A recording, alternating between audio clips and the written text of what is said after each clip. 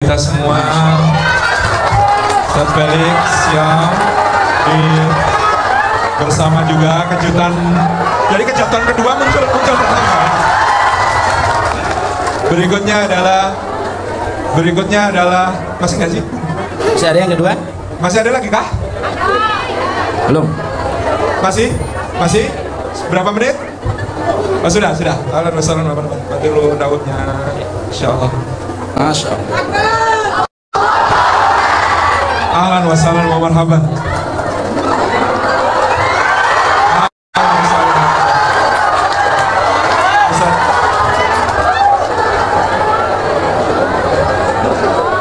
Kita sambut dengan takbir. Allahu Akbar. Mubarak Ustaz. Ahlan wa sahlan.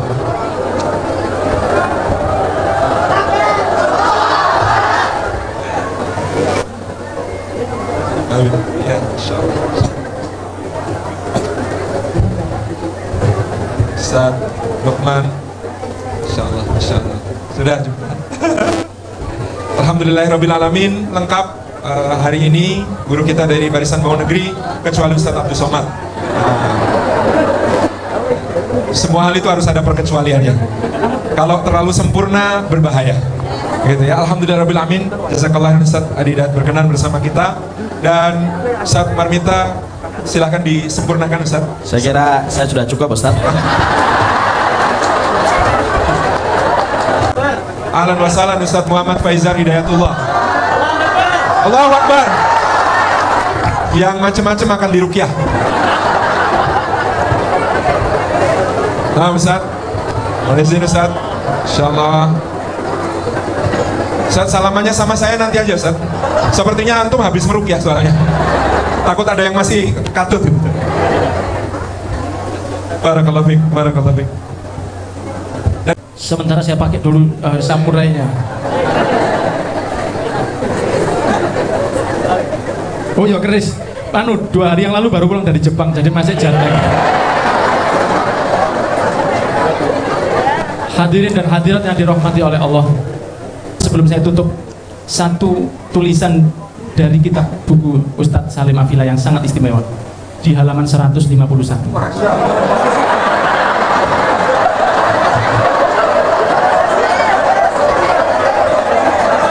Sabar dulu, sabar. Kalau Ustadz Hidayat kan biasa begitu. Dekat beliau ini nular ilmunya insya Allah. Amin ya Rabbal. Dekat beliau niru senangnya dengan Al-Quran insya Allah. Dekat beliau senang untuk ibadah insya Allah. Amin. Di bagian ke-10, kisah itu di Mekah 14 April 1803. Di situ Ustadz Salim Afila mengutip, setelah selesainya haji, maka orang-orang sudah mulai mengisi Masjidil Haram dengan taklim-taklim dan halakoh-halakoh. Benar Ustadz ya? Ada di tempat Wakaf Mataraman. Wakaf Mataraman ini adalah satu tempat yang dibangun oleh Sultan Hamengkubuwono yang ke-1 pada tahun 1788, 25 tahun sebelum kejadian di 14 April 1803.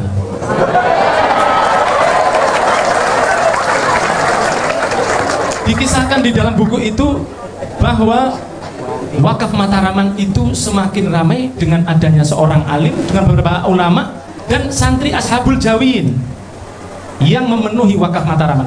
Di takliknya, apa taklik itu bahasa Indonesianya? Catatan kaki, footnote.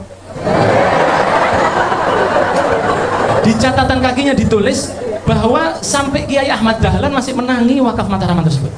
Benar ya? Kemudian setelah itu tidak tahu entah kemana. Dan insya Allah Wakaf Mataraman itu semoga bisa turun di Masjid Jogokarya. Bersama para ulama dan Ashabul Jawin, santri-santri yang istiqomah ini, marilah kita meniru apa yang telah dilakukan Nabi Muhammad. Marilah kita berkorban dengan seperti para sahabat. Marilah kita tiru perjuangan Pangeran Diponegoro melawan penjajah yang seperti itu. Maka malam ini saya spesialkan pakai keris, pakai serban, pakai imamah, semoga ditulis sebagai orang yang mengikuti Nabi Muhammad dan juga mengikuti para ulama, diantaranya adalah Pangeran Diponegoro. Barakallahu fikum. Terima kasih kepada para asatid yang telah hadir dan juga mewarnai malam ini yang luar biasa. Hadirin hadirat, saya ulang lagi, tanpa antum majelis ini akan jadi tidak indah. Kalau kita hadir semua ini di depan dan antum tidak ada hadir sama sekali, tanpa antum majelis malam ini tidak akan indah. Semoga Allah membawa kita semua ke dalam surga. Wassalamualaikum warahmatullahi wabarakatuh. Waalaikumsalam warahmatullahi wabarakatuh. Habib Muhammad bin Anissa, takbir. Selanjutnya kita mohon kepada Ustadz Luqmanul Hakim, karena tadi antum datang agak terlambat Ustadz, antum di strap harus berdiri Ustadz, satu kaki, jempol doang. Jazakumullah khairan. Fadhal Ustadz, berdiri.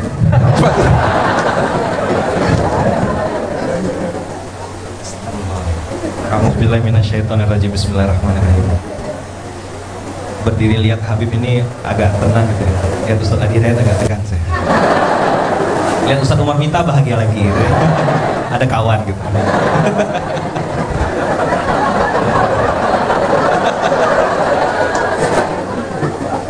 Assalamualaikum warahmatullahi wabarakatuh.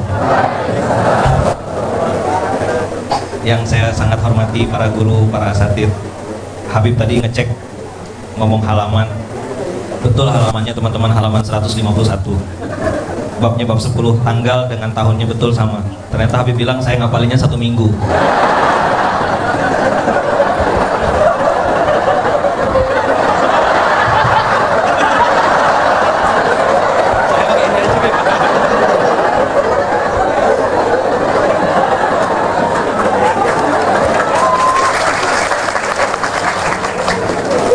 Ngelihat Habib saja sudah senang, bagaimana ngelihat kakeknya.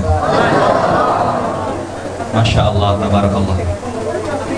Jadi ternyata Habib sibuk dari tadi Ustadz menghafalkan halaman 100. Kenapa kok nggak pindah-pindah halamannya? Rupanya menghafalkan footnote sampai di foto. Nanti jangan lupa dikirim Bib ya. Saya terus terang ngomong kali ini yang nervous gitu. Ngomong apa? Menggali spirit dan inspirasi. Saya ngulang antum aja lagi.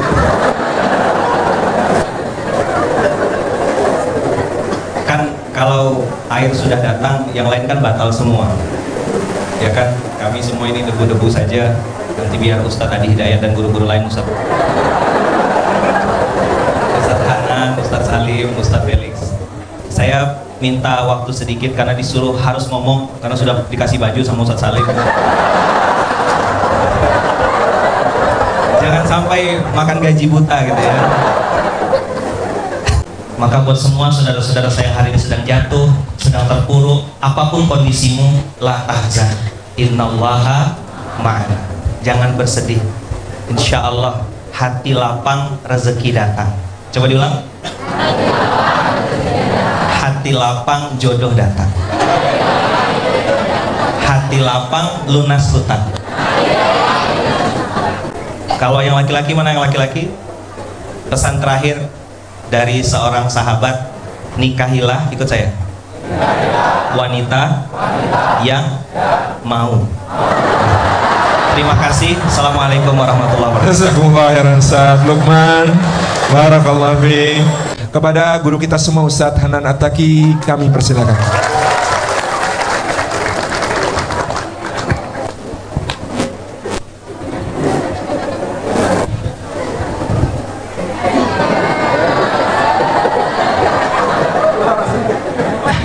Udah mirip belum, Bib? Nggak cocok ya? Salah ya posisinya. Bahkan kalau kita membaca Al-Quran, kalau salah sebut nama surat, nomor, halaman, udah ada yang akan mengkoreksi. Semua kita datang Ustadz Adi Hidayat langsung gini. Masya Allah. Kecuali Habib Muhammad, luar biasa. Karena langsung belajar tadi ya, Ustadz ya.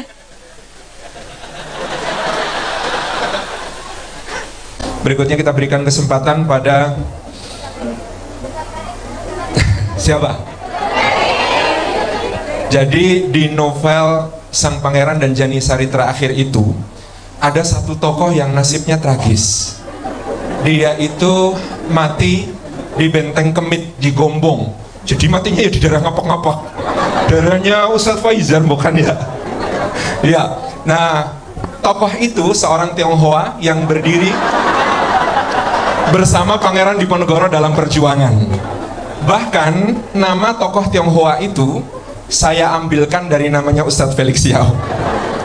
Nama aslinya beliau, yaitu tokoh itu di dalam novel namanya Xiao Chenguo.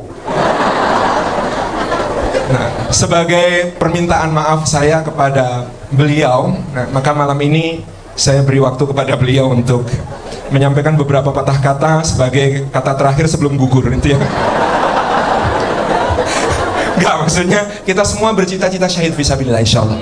Mudah-mudahan Allah jadikan kematian kita dimanapun bernilai syahid fisabilillah insyaallah. Seperti tokoh dalam novel namanya Xiao Chenguo. Terima kasih. Kepada Xiao Chenguo dipersilakan. Baik, terima kasih. Bismillahirrahmanirrahim. Assalamualaikum warahmatullahi wabarakatuh. Mohon izin kepada Ustadz Adi Hidayat yang sudah hadir. Terima kasih Ustadz. Pada Habib Muhammad bin Anis, pada empunya acara, yang punya acara Ustadz Salim Afillah, kepada jangan dicabut Ustadz pada Ustadz Umar Mita, kepada Ustadz Hanan Ataki, kepada Kang Mas Roni, dan juga Ustadz Lukman, dan yang paling kiri Hokage. Masya Allah, Hokage keberapa? Yang kita jaga mix selalu tidak boleh dekat-dekat dari dia gitu kan ya, nanti bahaya kalau dia doa. Alhamdulillah, alhamdulillah bereaksi semua. Tadi kering saya udah getar deh sudah. Dan ini tidak akan saya perpanjang, saya serahkan waktu sepenuhnya kepada guru kita Ustadz Adi Hidayat. Betul, Ustadz.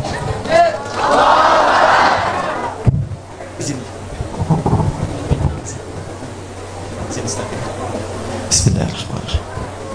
Assalamualaikum warahmatullahi wabarakatuh.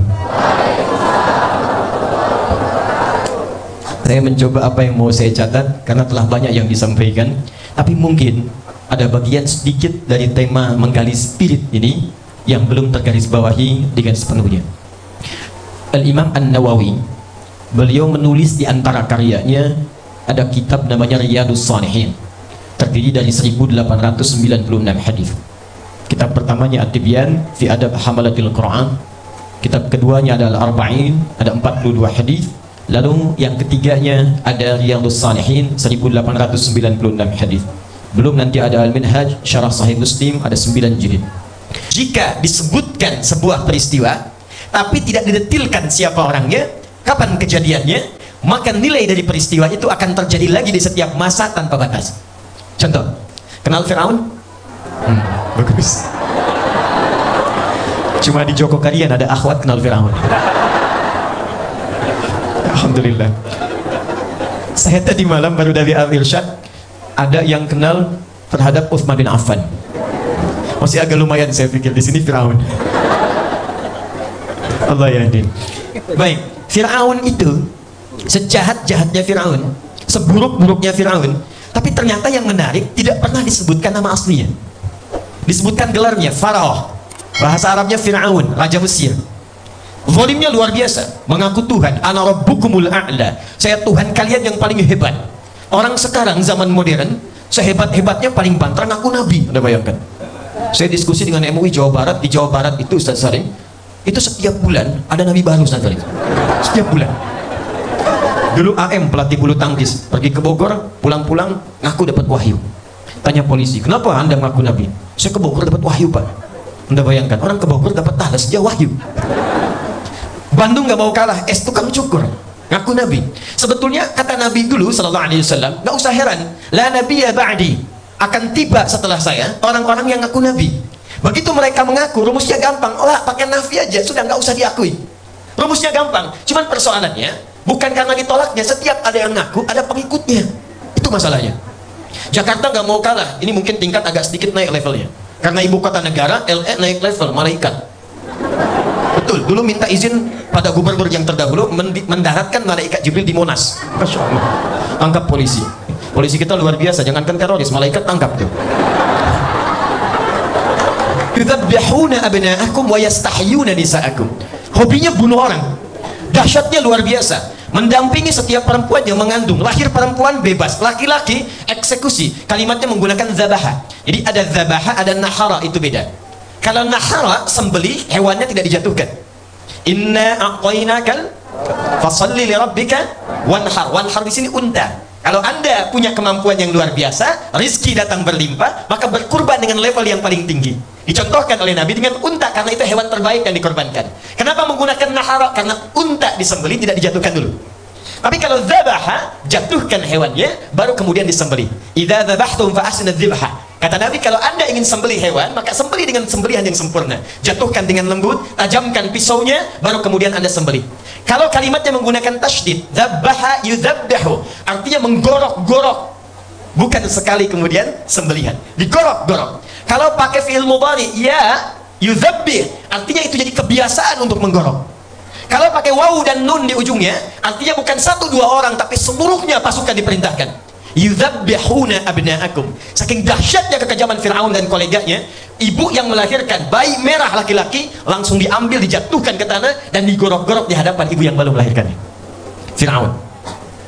Apa yang Allah sampaikan? Turun Quran surah ke-20 ayat 43 sampai 44. Idhaba ila fir'auna innahu tagha. Perhatikan kalimatnya, ini indah sekali. Musa dan Harun, pergilah kepada Fir'aun karena ia mulai menyelewengkan kekuasaan.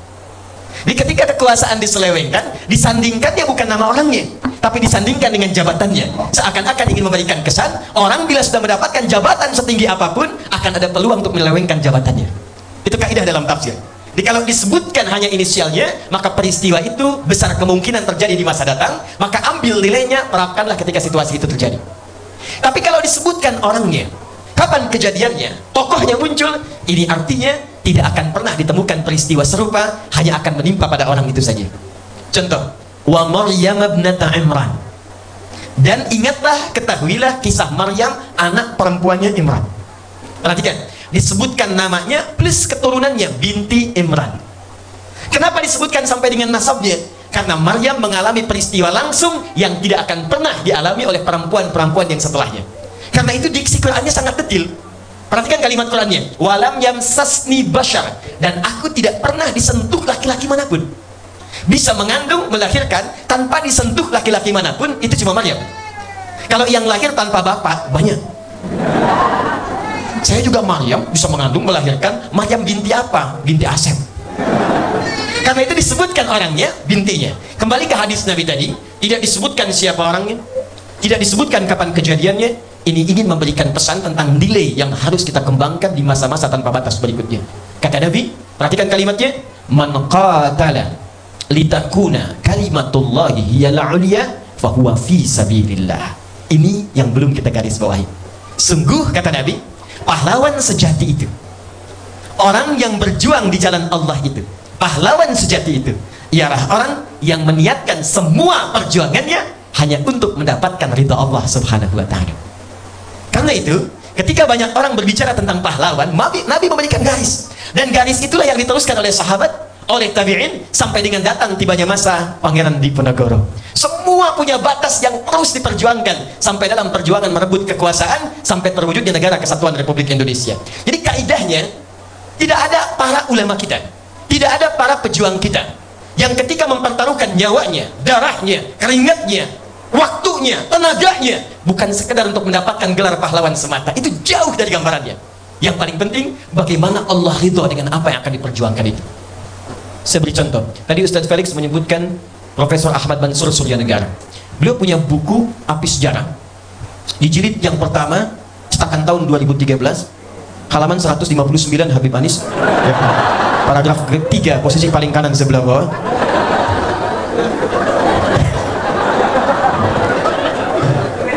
Ini saya sangat menyayangi Habib Muhammad bin Anis, ya. Masya Allah. Anis dari kata al-ins, saya pernah sampaikan saat di Jakarta, dari kata anuzah, akarnya al-ins, disebutkan 18 kali dalam Al-Quran.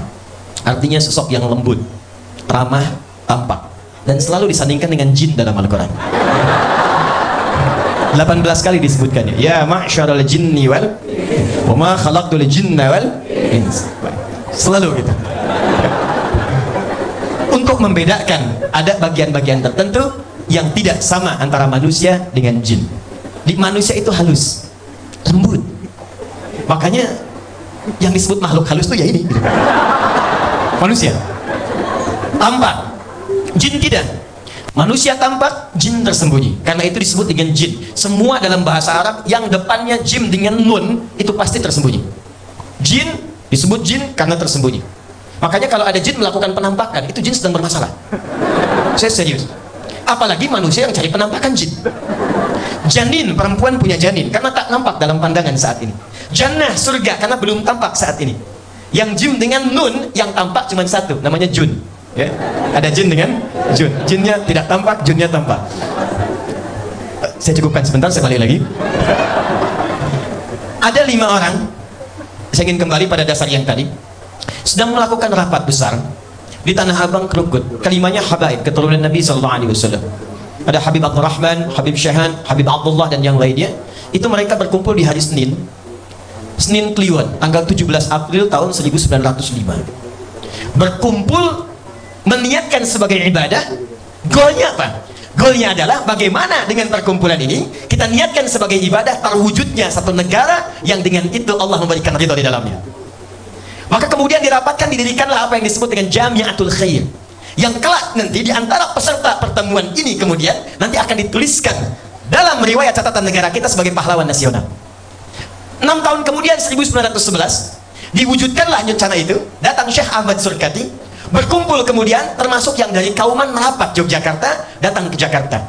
Dialah Muhammad Darwish, Syekh Muhammad Darwish, yang nanti berguru kepada Syekh Ahmad Khatib Al-Minangkabawi dan pulang menjadi Kiai Haji Ahmad Dahlan bin Kiai Haji Abu Bakar bin Kiai Ilyas bin Kiai Sulaiman bin Demang Jurang Juru Kapindo bin Demang Jurang Juru Sapisan bin Kiai Gerbek bin Maulana Ishaq min Jili Ali Zain Al-Akbar min Jili Ali Zain Al-Abidin, keturunan Al-Husain adik Al-Hasan, anaknya Ali bin Abi Thalib radhiyallahu ta'ala anhu, suami dari Fatimah Az-Zahra binti Muhammadin sallallahu alaihi wasallam, bin Abdullah bin Abdul Muttalib bin Hashim bin Abdul Manaf bin Qusay bin Murrah bin Kilab bin Ka'ab bin Ghalib bin Fihir bin Malik bin Nadar bin Kinana bin Khuzaimah bin Mudrika bin Ilyas bin Nizar bin Mudar bin Ma'ad bin Adnan bin Addi bin Adri bin Muqawwam bin Nahur bin Tarikh bin Ya'rub bin Yasjub bin Nabit bin Ismail alaihissalam bin Ibrahim alaihissalam bin Azar bin Nahur bin Abir bin Kinan bin Arfahsyad bin Sam bin Nuh alaihissalam bin Mikhlail Matusyara bin Kinan bin Anwas bin Fis bin Adam alaihissalam.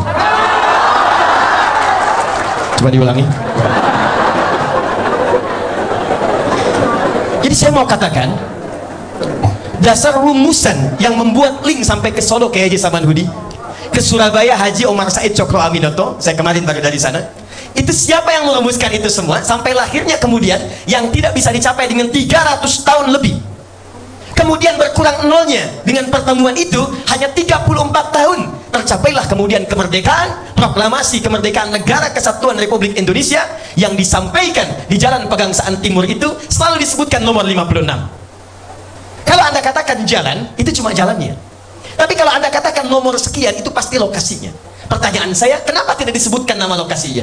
Karena ternyata itu pun saham dari seorang muslim yang sangat mencintai tanah tempat dia berpijak untuk dijadikan proklamasi kemerdekaan Negara Kesatuan Republik Indonesia. Dialah Syekh Faraj bin Marta, mewakafkan rumahnya.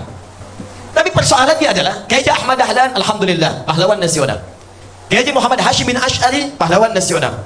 Kiai Haji Kahar Mudzakkir belakangan, pahlawan nasional. Tapi tahukah Anda, pahlawan tertinggi yang tertanam dalam sanubari mereka adalah ketika dituliskan oleh Allah semua perjuangan itu fi sabilillah. Dan inilah yang diwariskan sampai dengan kepada Pangeran Diponegoro dan ulama-ulama serta pejuang-pejuang setelahnya. Jadi dasar spiritnya itu bukan sekedar menjadi pahlawan. Kalau cuma jadi pahlawan, banyak pahlawan. Bahkan yang belum punya spirit iman pun itu sudah jadi pahlawan. Di Amerika punya pahlawan, di Eropa punya pahlawan, di Inggris punya pahlawan, di tempat-tempat manapun di bumi selalu ada pahlawannya. Likulli makanin batalullah. Setiap tempat itu selalu punya pahlawannya. Tapi apakah di setiap tempat selalu ada mujahid fi sabilillahnya? Maka spirit yang harus digali dari sini, apa yang menjadikan Pangeran Diponegoro menjadi pahlawan yang diabadikan dengan nilai kebaikan di sisi Allah Subhanahu wa taala, bahkan lengkap digambarkan dengan sorban dan pakaian keindahannya. Walibasut taqwa dzalika khair, dengan pakaian takwanya. Tentunya bukan hanya sekedar perjuangannya, tapi keikhlasannya untuk mendekat kepada Allah Subhanahu wa taala. Dalam bahasa Al-Qur'an, spirit ini itu diistilahkan dengan kata iman. Dalam bahasa Al-Quran, yang dimaksud spirit ini diistilahkan dengan kata iman. Itu yang membedakan pahlawan-pahlawan yang punya iman dengan pahlawan yang sekedar hanya mengejar gelar dunia semata. Nah, yang paling menarik adalah Allah membuka lebar pada setiap kita yang telah memiliki iman untuk menjadi pahlawan. Walaupun tak dituliskan di dunia, tapi nama Anda itu bisa berpeluang disebut-sebut di akhirat. Anda bayangkan, kalau nama Anda hanya sekedar disebut di Jogja, boleh jadi yang Solo belum pernah mendengar Anda. Nama Anda disebut di Jawa, di Sumatera, mimpi pun belum tentu melihat Anda. Nama Anda disebut di Asia, di Amerika belum tentu mendengar Anda. Tapi ketika kita berpulang pada Allah Subhanahu wa Ta'ala dan dikumpulkan seluruh makhluk, manusiakah, jinkah, malaikatkah, maka berbahagialah ketika nama Anda disebutkan di situ dan mengguncang seluruh penghuni langit dan bumi sebelum Anda diapresiasi untuk mendapatkan surga yang tertinggi itu. Nah, nanti kita akan lihat, teman-teman, ternyata dasar iman inilah yang menyerapkan pada jiwa sanubari pahlawan, dan dengan panggilan inilah kemudian kita dipanggil oleh Al-Quran. Seakan-akan ada isyarat dalam Al-Quran, jangan cukupkan pahlawan pada 1-2 orang, kalian semua sepanjang punya iman mesti jadi pahlawan.